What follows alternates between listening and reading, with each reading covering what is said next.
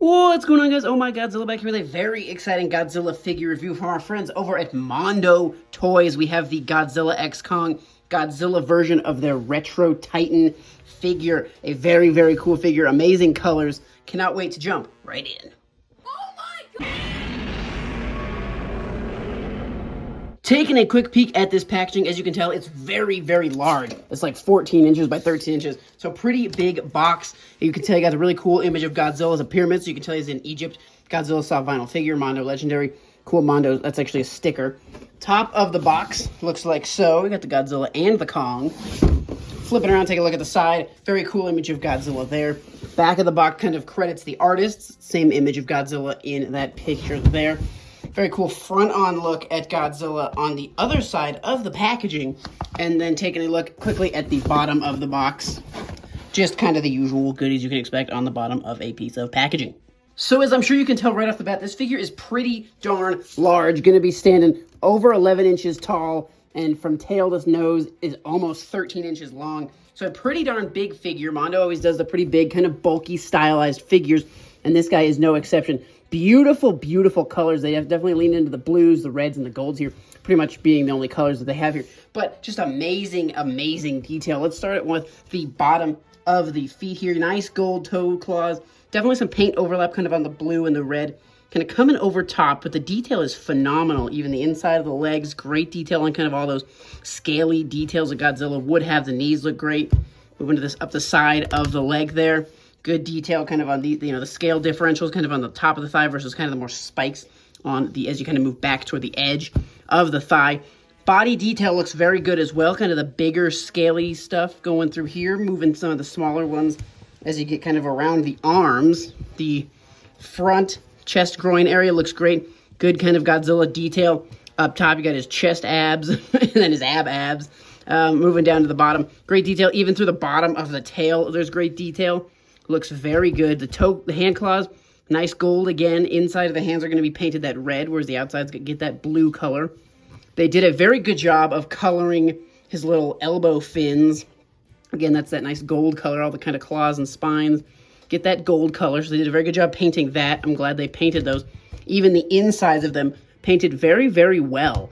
Moving kind of into the back of the figure, obviously the Mondos are stylized, so they have a lot smaller tails.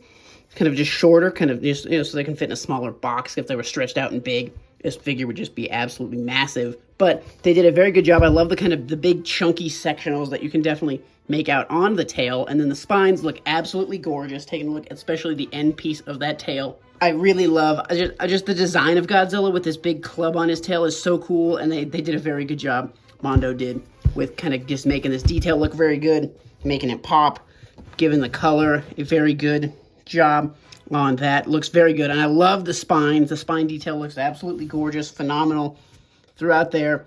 They're pretty sizable. They're pretty accurate, movie in terms of just kind of what they're doing. Kind of all kind of finning back. They look great. And then one of my favorite parts is kind of the head and neck of this figure. We're going mobile here. And as you can tell, guys, just the spines, painted very well, moving back on the neck, all three layers of them. Even the kind of these face spines got a little taste of that gold paint. So very, very cool that they did that. Taking a look at him front on, looks pretty darn good. Spinning him the rest of the way. Same kind of deal. Looks great. I love the spines kind of on the lower jaw. Very good. The mouth looks very well done. Tongue is painted. Upper part of the mouth does have detail. Something you don't see on every figure. I would expect it from this figure, given the price point. Mondo figures are expensive. This guy, I think, was in a limited run of 400 figures. The Mondo figures sell it very quickly.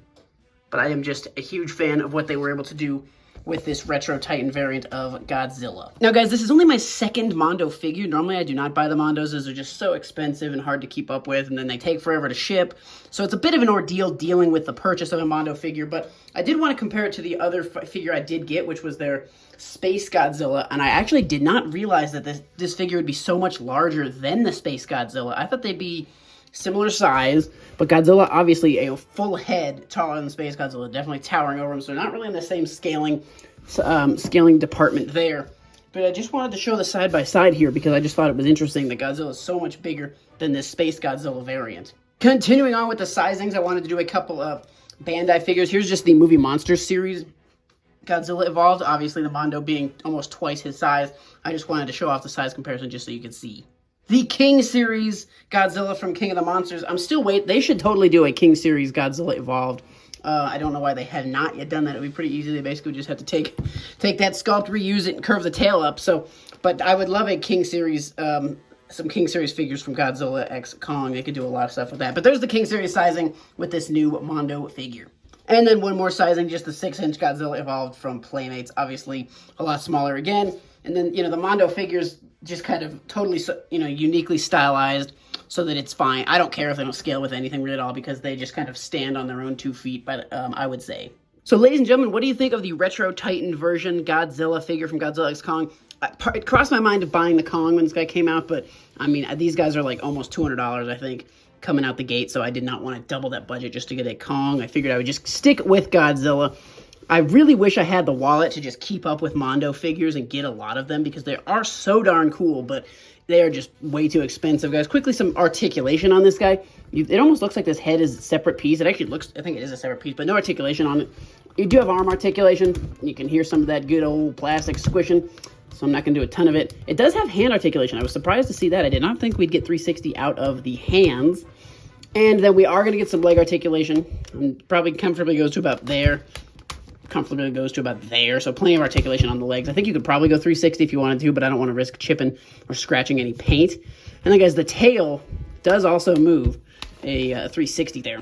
So better articulation than the Space Godzilla, who I think only got arm and leg. So interesting there. And this tailpiece is also a separate piece, but it's very oval shaped and there's a glue seal on it, so I'm not going to mess with that at all. But good articulation on this guy. What are our thoughts, guys? Let me know in the comment section below what you think of the Mondos. Does anybody else kind of try and pick up the Mondo figures, keep up with the releases, or are they just too expensive, sell out too quickly? Or maybe you just don't really like the stylized versions that Mondo does. So guys, let me know your thoughts on these Mondo figures in the comment section below. Very curious to see what we all think about these figures. Guys, thank you so much for watching. Stay tuned for more, and we'll see you in the next one.